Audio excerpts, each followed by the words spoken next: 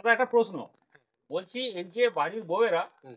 নিজেরা আগে না খেয়ে ছেলেদেরকে আগে খাইয়ে দেয়, মানে স্বামীদেরকে আগে খাইয়ে দেয়, হ্যাঁ। এর কারণটা কি? কারণটা জানে স্বামী দেবতা, স্বামীকে আগে খাওয়ালে তারপর স্বামী বাঁচলে আমি বাঁচবো। ও আচ্ছা, স্বামী দেবতা সেই জন্য স্বামীকে আগে খাইয়ে স্বামীকে দেয়। আগে খাওয়াতে হয়। ঠিক আছে। আচ্ছা দাদা, বলছি এই যে বাড়ির মেয়েরা মানে বউয়েরা নিজেরা আগে না খেয়ে স্বামীদেরকে খাইয়ে দেয়, এর কারণটা কি? বাহ বাহ, ভারী বড় প্রশ্ন। হ্যাঁ, এটা বড় প্রশ্ন হয়ে গেল। হ্যাঁ, না আপনার মন মানে মন থেকে যেটা মনে হচ্ছে সেটাই বলুন না। মন থেকে মনে হচ্ছে যে বাড়ির মেয়েরা স্বামীদেরকে খাই দেয়, হুম। কারণ তারা চা আগেই খেয়ে নেয়। তারা আগেই খেয়ে নেয়, আগেই তারপর খেয়ে। স্বামীদেরকে খাওয়ায়। হ্যাঁ। কিন্তু বেশিরভাগ তো দেখা গেছে উল্টোটাই হয়। না না, আগেই খেয়ে নেয়। আমরা তো তাই। বাইরে থাকি, বুঝবে কি? তা অবশ্যই ঠিক। ঠিক আছে দাদা, কথাটা ঠিক আছে। অনেক ভালো লাগলো। আচ্ছা বলছি, এই যে বাড়ির বউয়েরা আগে না খেয়ে স্বামীদেরকে খাইয়ে দেয়, এর কারণটা কি?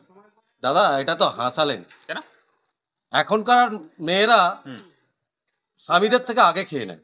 স্বামীদের থেকে আগে খেয়ে নেয়। আচ্ছা, আগে করা তো দেখা যায় বা বেশিরভাগই দেখা যায় যে মেয়েরা আগে না খেয়ে স্বামীদেরকেই খাওয়ায় বা স্বামীদের জন্যই বসে থাকে। এটা আগের কেন? আগের দিনে স্বামীর দিকে ভগবান বলে মানতো। এখন আর ভগবান বলে মানে না। এখন এখন জানেই না যে আচ্ছা। স্বামী কখন আসবে না আসবে। মানে আগে স্বামীরা ভগবান ছিল, এখন শয়তান হয়ে গেছে এখন নাকি? শয়তান। আচ্ছা তাই হোক।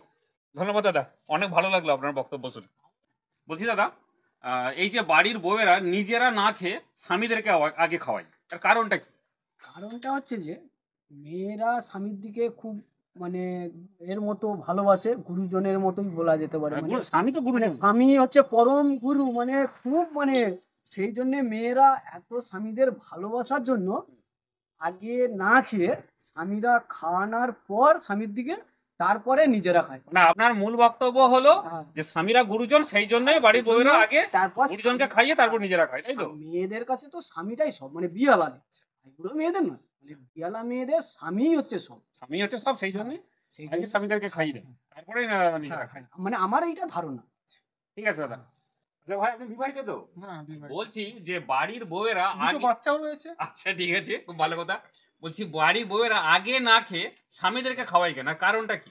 আমার তো কোনোদিনও মানে আমাকে আগে খাওয়াই না, হ্যাঁ? আমাকে সব সময় সেই পরে খাওয়াই, 4টের পরে।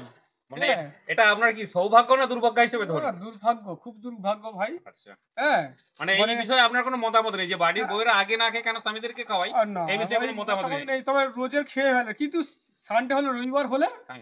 চিকেনটা কিনে নিয়ে যাওয়ার জন্য নিয়ে যেতে বলে, কিন্তু হচ্ছে সেটার জন্য রেখে দেয়, কিন্তু হচ্ছে খেয়ে নেয়, আগে খেয়ে নিয়ে তারপরে রেখে খেয়ে দেয়। নিয়ে তারপর রেখে দেয়। আচ্ছা ঠিক আছে, ধন্যবাদ।